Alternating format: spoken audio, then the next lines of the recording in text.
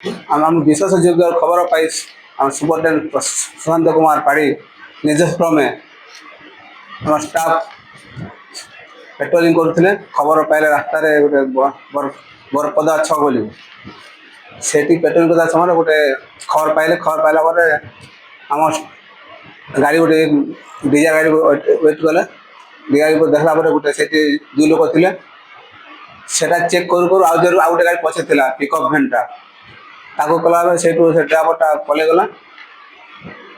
ଆଉ ସେନୁ ବି ମାଲ ଭର୍ତ୍ତି ହେଇଥିଲା। ଡିଜାରେ 50 କିଲୋ ଥିଲା ଆଉ ପିକଅପ୍ରେ 175 କିଲୋ ଗଞ୍ଜେଇ ଥିଲା।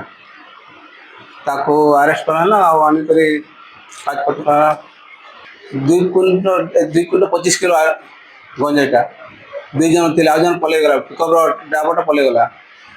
2 ଜଣ ଆରେଷ୍ଟ କରାହେଲା। ନେଉଥିଲେ ବହୁତ କି ନେଉଥିଲେ।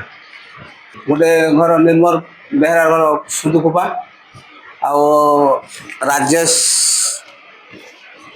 ରଞ୍ଜିତ ଲୁହା ତାର ଘର ହେଲା ଆମଝରି ବୌଦ୍ଧ। ଇନକ୍ୱାରି ଚାଲିଛି ଆମର ଇନଭେଷ୍ଟିଗେସନ୍ ଚାଲିଛି ଆସ ଜଣାଇବୁ ଆଉ।